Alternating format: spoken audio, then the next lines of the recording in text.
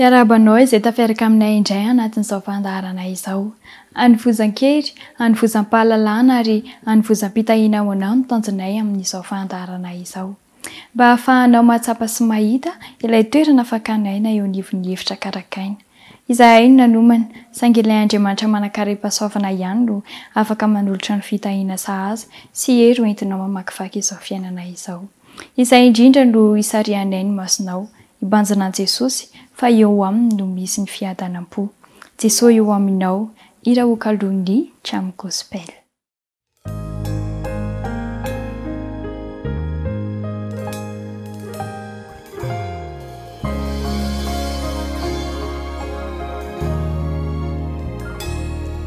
Jesosy eo aminao, fialofana suantoka.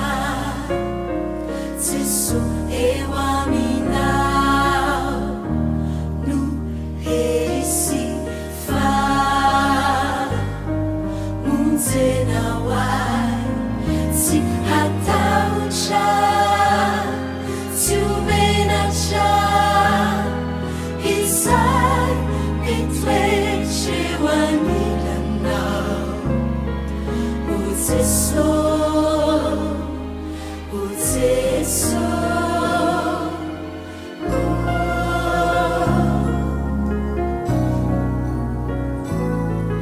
Jesosy eo aminao, Jesosy eo aminao, no misy fiadanam-po. Jesosy eo aminao, fiainana boky soa, tsy hatahotra, tsy omenatra izay mitoetra eo anilanao. O Jesosy, o Jesosy,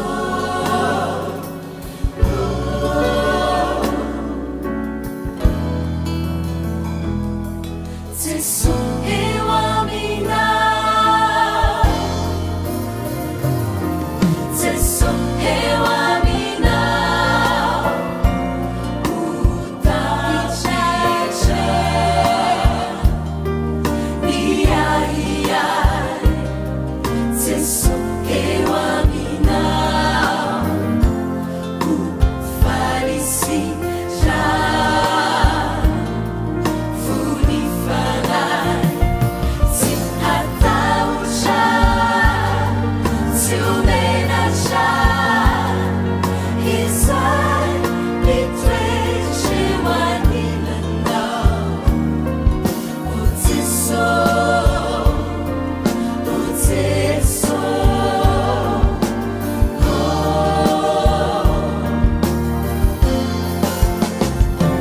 tsy hatahotra, tsy omenatra izay mitoetra eo anilanao. O Jesosy, o Jesosy,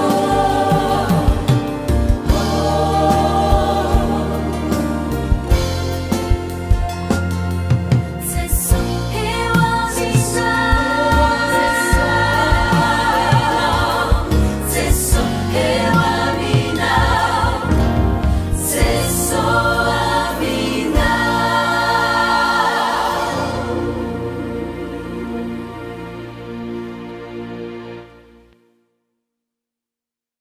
Raha tafatoetra ao amin'i Kristy tokoa isika dia ho azo antoka ny fandresena, azo antoka ny hery sy ny fiadanana. Misy ny afatra maika ao toriana amin'izao tontolo izao, miantefa amiko ary miantefa aminao. Andeha ho arahantsika indray ara ny andro fahatelo.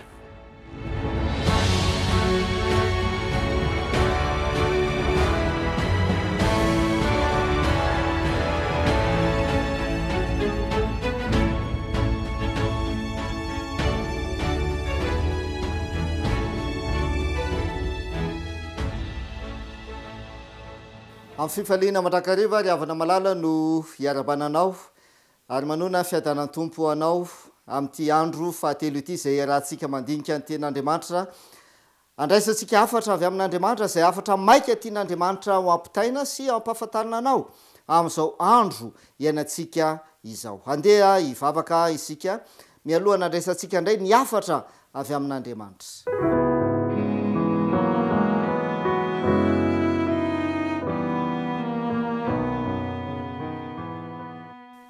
Raha inay izay ny an-danitro mbola misaotra anao mandrakariva no ny fitahinao sy ny famindrapo izay ataonao aminay. Misaotra ankoa raha mbola omenao tombonandro indray zay ankehitriny ary indrindra mbola ahafahanay mandray afatra avy aminao satria ianao dia te hiona aminay.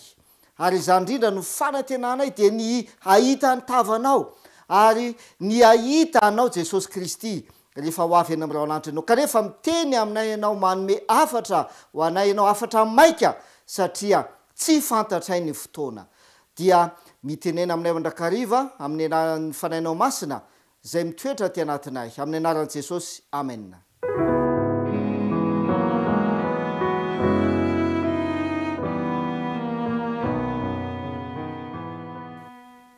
Andro fahatelo sika ankehitriny. Andro fahatelo zay andraisantsika afatra avy amin'Andriamanitra. Afatra maika zay ampitaina amin'ny isam-batan'olona, afatra maika zay hotoriana amin'izao tontolo izao. Manomana toerana ao antsika Andriamanitra. Voalazany ten'Andriamanitra zany. Efa nataony zany tany amin'ny Genesis toko 1:1. Ary Andriamanitra nahary ny lanitra sy ny tany. Namorona toerana Andriamanitra zay honena ny olombelona. Ary any amin'ny Apokalipsy dia milaza indray ten'Andriamanitra fa nahary lanitra vaovao sy tany vaovao Andriamanitra. Ao amin'ny Apokalipsy toko 2:1 sy 9 dia haitsika voalazany ten'Andriamanitra zay milaza manao hoe ary nahita lanitra vaovao sy tany vaovao aho ary efa lasa lanitra voalohany sy ny tany voalohany ary ranomasina tsy misy intsony. Ao amin'ny 9 dia milaza izy manao hoe indro avaoziko ny zavatra rehetra hoy Andriamanitra. Ny zavatra tsara ho fantatrao ry havana malala dia manamboatra fitoerana ho atsika Andriamanitra. Dikan'izay tsy izy ity zao tontolo zao ity zany no ho fonenantsika mandrakizay fa manamboatra fitoerana lanitra vaovao sy tany vaovao ho atsika honenantsika Andriamanitra. Ary zay le voalazan'i Jesosy ao amin'ny Jaona 2:1 manao hoe aza malelo fonareo minoa an'Andriamanitra ary minoa iko Jesosy ao an-trano raiky misy toerana maro raha zany dia andeha hanamboatra toerana ho anareo aho. Ary andeha hanamboatra toerana ho anareo Jesosy dia ho avy indray ka handray anareo ho any amiko, handray anareo ho any amiko tsy piana tsara. Ho avy indray aho ka handray anareo ho any amiko ka izay toerako no hitoeranareoko. Ravana malala aoka ho fantatrao zany tenin'Andriamanitra izany fa manamboatra fitoerana ho atsika Jesosy lanitra vaovao sy tany vaovao. Tsy anjaratsika ny miezaka mitady toerana zay honenana mandrakizay na dia manao fikarohana aza ny mpikaroka ny siantifika amin'izao fotoana izao mijery toerana zay azo honenana any amin'ireo planeta maro samihafa. Ry havana malala vakio ny Baiboly ary mino an'Andriamanitra fa Andriamanitra dia manamboatra fitoerana ho atsika, toerana zay tahaka ny nataony tamin'ny voalohany Saedena, paradisa. Izany no toerana zay amboarin'Andriamanitra ho atsika ihany koa. Ary zay mahatonga ny afatra maika zay nomenantsika tamin'ny voalohany manao hoe miomana iona amin'Andriamanitra. Miomana iona amin'Andriamanitra. Miomana iaina any amin'izany toerana izany zay iarahantsika amin'Andriamanitra. Tahaka nataon'Andriamanitra tamin'ny voalohany, rehefa navita ilay toerana dia tonga tao izy mba iona amin'olombelona. Dia toy izany koa ny zavatra iseho amin'ny farany. Ho avy Jesosy Kristy ka handray antsika dia ho any amin'izany toerana izany tsika iona aminy ahita ny tavantsika amin'izay fotoana izay hiara-monina aminy mandritra mandrakizay. Fantaniana petraka olona manao ahoana no afaka hitoetra any am'izany toerana izany. Olona manao ahoana? Ny valiny tsotra ihany. Ten'Andriamanitra de milaza ao amin'ny Genesis 2:9 de mazava ny ten'Andriamanitra manao hoe ary Andriamanitra nanao hoe andeha isika morona olona tahaka ny endritsika araka ny tarehintsika. Dia mazava ho azy raha vanao lala fa ny olona zay afaka miara-monina amin'Andriamanitra, ny olona zay afaka iona amin'Andriamanitra dia olona zay manana ny endrika Andriamanitra, olona zay mitaratra ny endrika Andriamanitra, olona zay noforonina araka ny endrika Andriamanitra. Amin'ny fomba ahoana? De efa nianarantsika, efa nampahafantarina antsika teto zany hoe Andriamanitra ne de fitiavana, Andriamanitra de fitiavana. Jona 1:7-5. Andriamanitra de fitiavana, ary Andriamanitra dia efa nitia atsika Andriamanitra. De miteny ny ten'Andriamanitra ao amin'ny Jona 1:7-5 de milaza ny ten'Andriamanitra. Jona 1:7-2 azafady. Zao ny voalaza ny ten'Andriamanitra. De ozy izy: ry malahy, raha izany no nitiavan'Andriamanitra atsika dia mba tokony hifankatia koa isika. Raha izany no nitiavan'Andriamanitra atsika dia tokony hifankatia kosa isika, zay le hoe manana ny endrika Andriamanitra ianao, manana ny endrika Andriamanitra ary noforonina araka ny endrika Andriamanitra de tsy inona fa toetra n'Andriamanitra, manana ny toetra n'Andriamanitra. Andriamanitra de fitiavana, ka ireo zay hiara-monina aminy mandritra mandrakizay, ireo zay ahitantavany rehefa ho avy izy dia olona zay manana ny toetrany, olona zay mitaratra ny toetra n'Andriamanitra, dia tsy inona fa ny fitiavana izany. Zay mahatonga Jesosy miteny ao amin'ny Matthieu 2:20, ny 5:7-30 de milaza Jesosy manao hoe tiavany Jehovah Andriamanitra ao amin'ny fonao rehetra sy ny fanahinao rehetra ary ny herinao rehetra, ary tiava namanao tahaka ny teninao, tahaka ny tenanao azafady.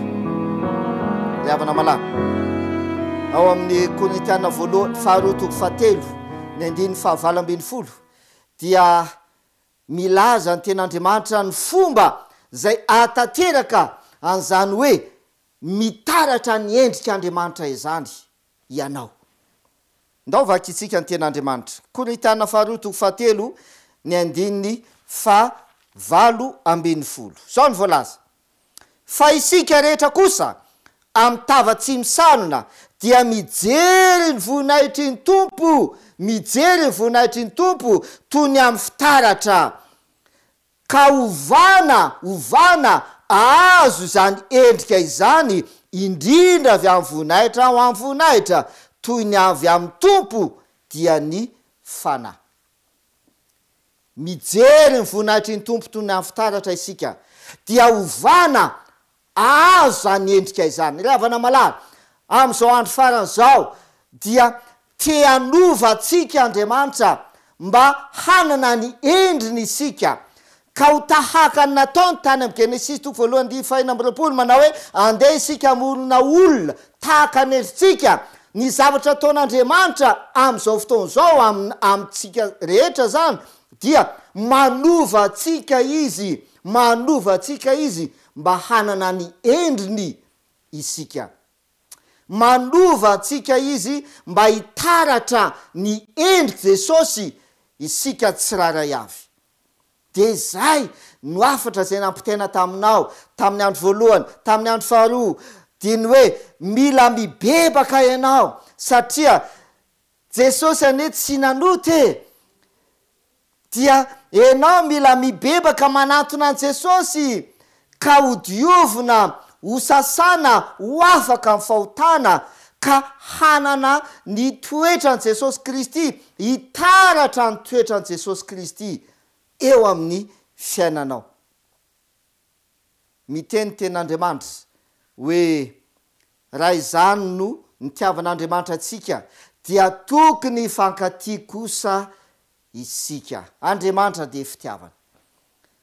raha tena fanantenantsika zany hoe iara-monina amin'Andriamanitra any amin'izany lanitra vaovao sy tany vaovao zany, iara-mitoetra amin'Andriamanitra any amin'izany paradisa izany, Jerosalema vaovao zany, mazava ho azy manana ny toetra an'Andriamanitra ianao, dia tsy nafa ny fitiavana ny toetra an'Andriamanitra.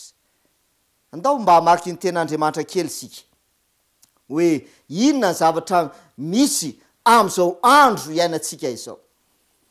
Samy milaza fa manana tia an'Andriamanitra ny olona rehetra, nefa niresaka an'izany tsika hoe samy milaza sika fa tia an'Andriamanitra ne tsika, ary tena tiatsika ne manompo an'Andriamanitra, dia mahatonga tsika hivavaka any am-piangonana sisa manao fanompona an'Andriamanitra.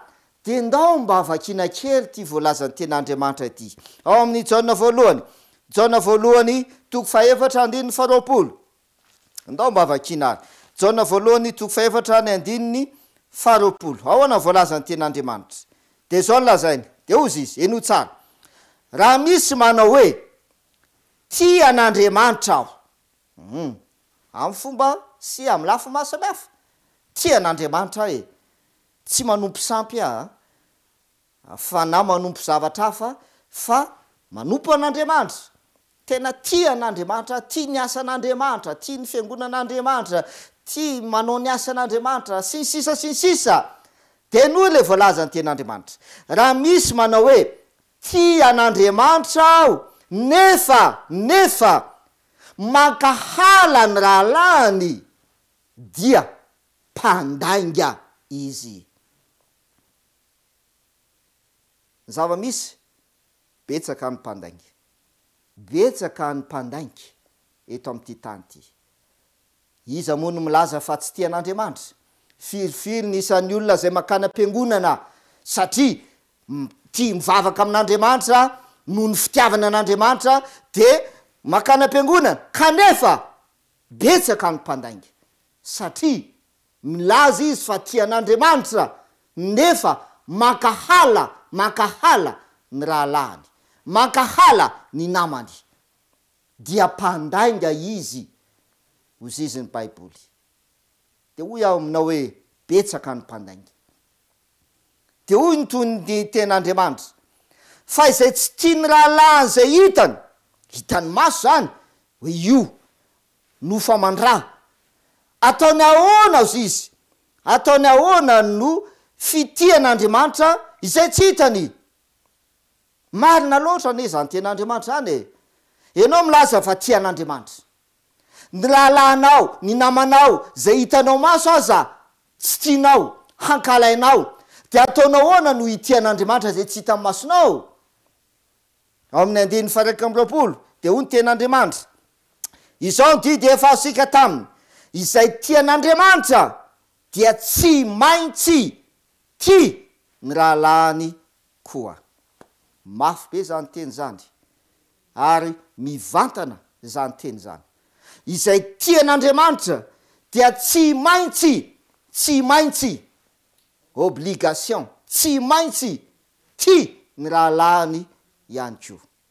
Ravana malala zay mahatonga Jesosy nilaza amin'le Matteo 2:20 manao hoe didy voalohany sady lehibe tiavany Jehovahandriamanitra aho, ary ny faharoa zay mitovy amin'izay ihany tiavany namanao tahaka ny tenanao.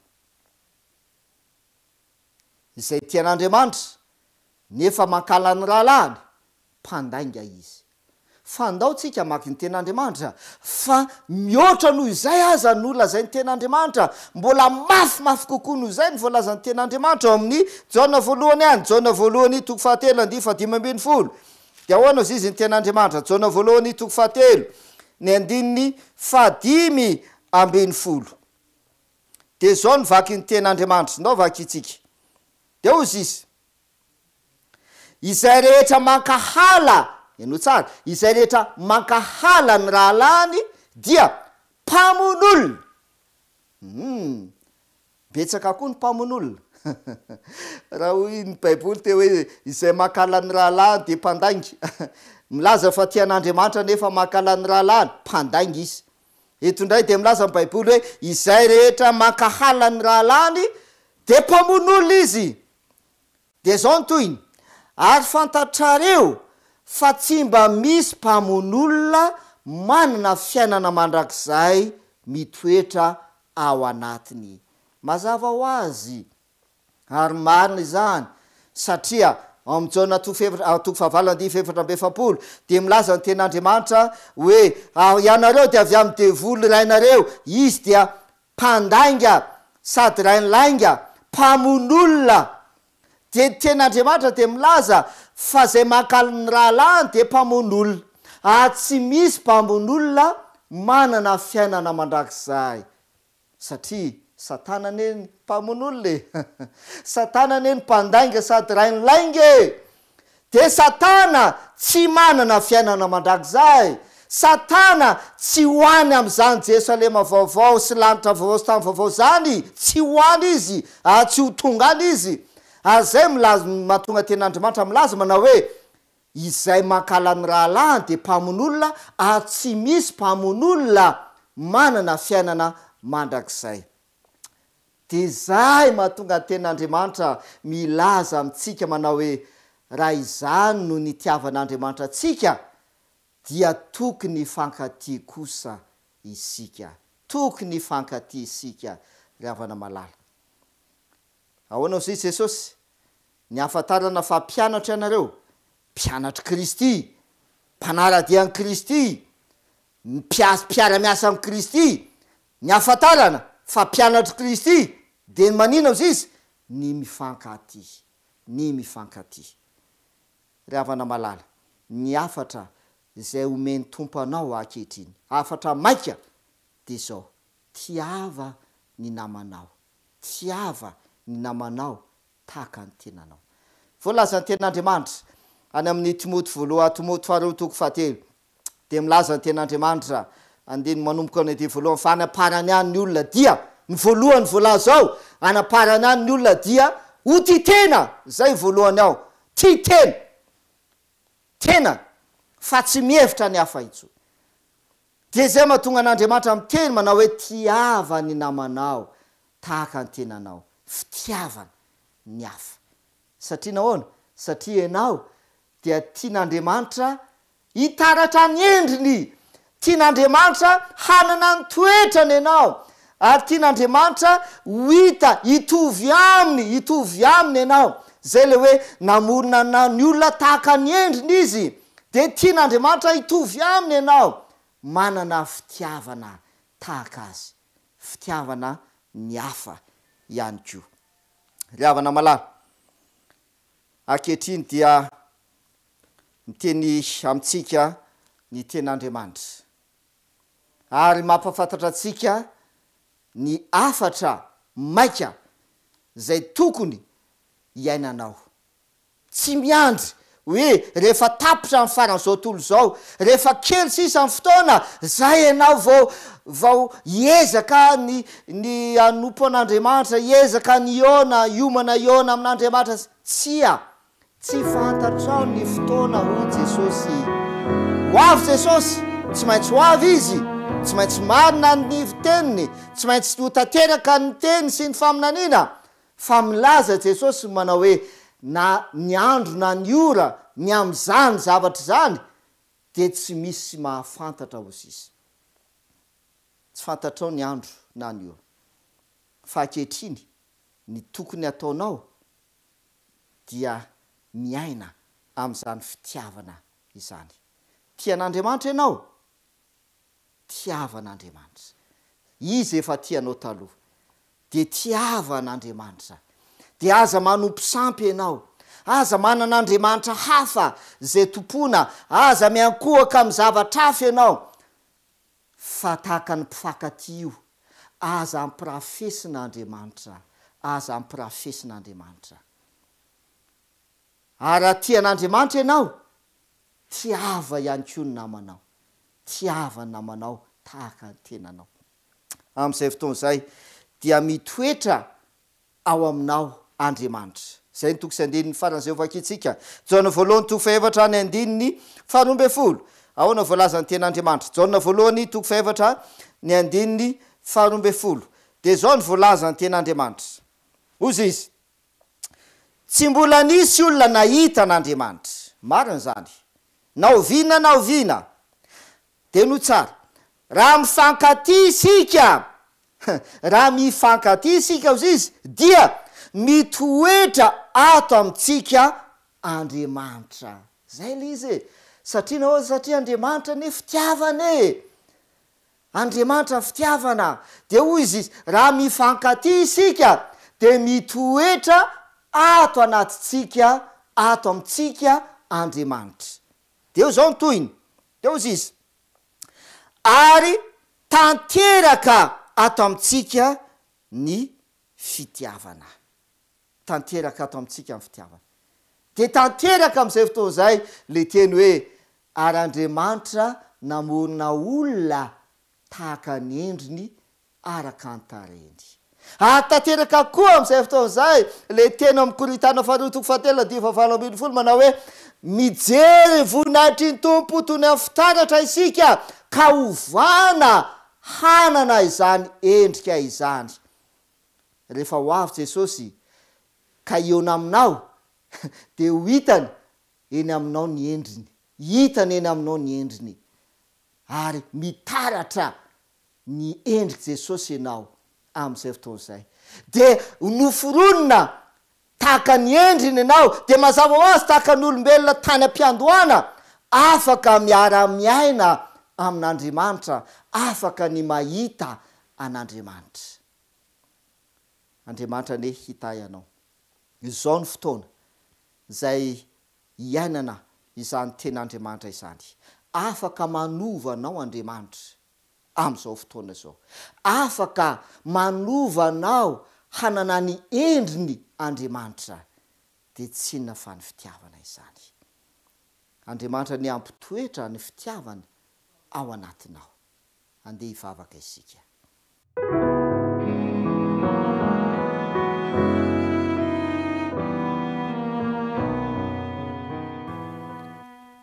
raha inay zay ny an-danitro misaotra noho ny afatra lehibe zay nomenao anay mampafantatra anay fa mila mitaratra ny endriky Jesosy Kristy izahay raha tianay ny ara-monina aminao any amin'ilay lanitra vaovao sy tany vaovao zay amboarinao mba hitoeranay miaraka aminao de tahaka nataonao tany am-piandohana rehefa namorona an'izao tontolo zao ianao ka namorona olona tahaka ny endrikao ka afaka ny ara-monina taminao izany ihany koa ny zavatra ilainay ankehitriny dia ny manana ny endriky Jesosy Kristy eo amin'ny fiainanay mitaratra ny endriky Jesosy ny toetra ny Jesosy Kristy de tsy inona fa ny fitiavana izany ampitoera ao ty anatinay ny fitiavana ianao mihitsy Andriamanitra lay fitiavana no aoka hitoetra ty anatinay ka haizanay mity